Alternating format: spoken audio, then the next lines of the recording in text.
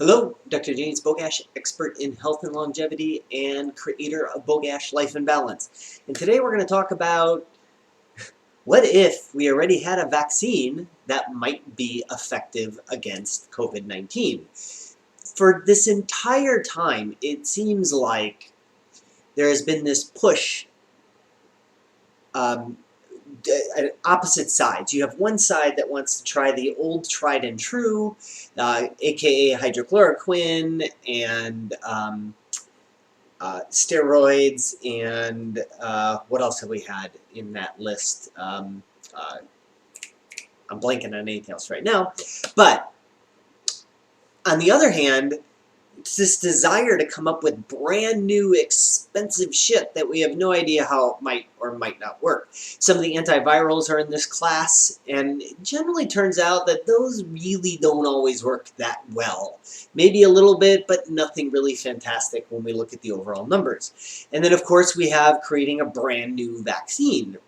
However, there's a vaccine that has been around for over 100 years that is well known to help protect against other infections, and this is the BCG vaccine, or the tuberculosis vaccine.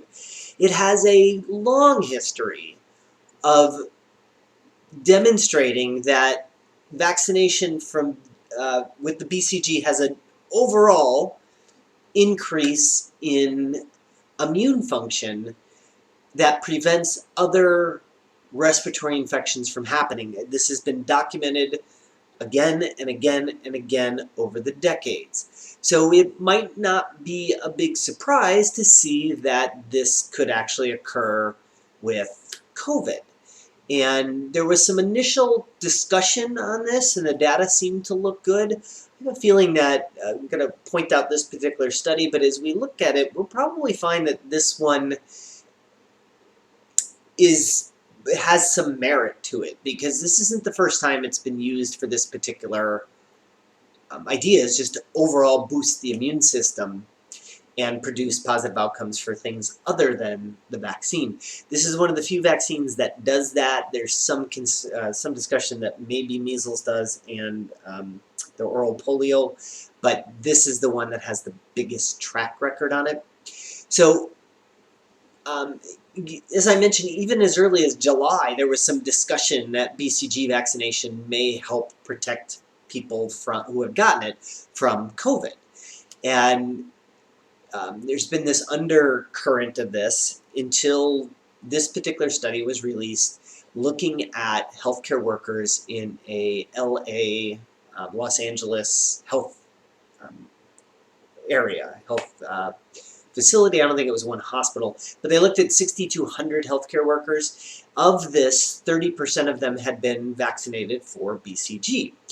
And what they found was that overall, they were about 30% less likely to self-report pretty much every COVID symptom. So whether we're talking about loss of sense of smell, fatigue, aches and pains, headache, fever, they were about 30% less likely to report that. 40% less likely to come, so the self-reported is somewhat subjective. The patient or the healthcare worker is actually telling people that this is what I did or didn't experience. But when we look at PCR testing, that becomes a little bit more objective.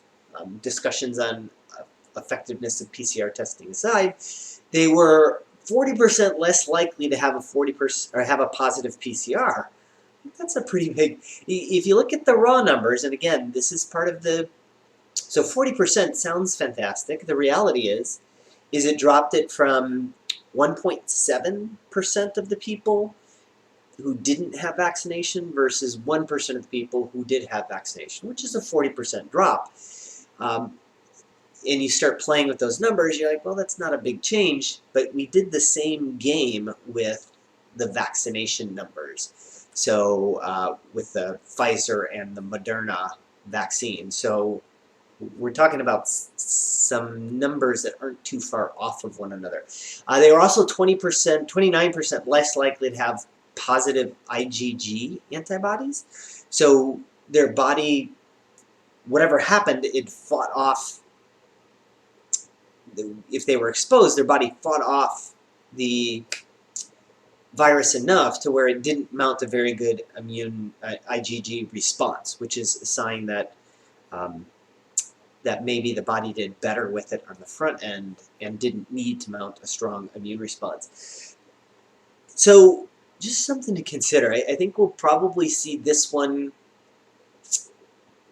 getting some play as far as BCG vaccine, especially in third world countries, because in Africa, they're not going to be able to maintain a minus 70 Fahrenheit or whatever it is for the Pfizer and Moderna to get it to rural areas. The BCG vaccine is much more stable, and I think we're going to see that so long as we get out of the way of somebody needing to make a tremendous amount of money on COVID-19 and start allowing some of the older tools that might actually have some efficacy to them to the forefront, that we can see some different outcomes across the globe, not just in rich countries that can spend a lot of money on nitrogen freezing vaccines to get them everywhere.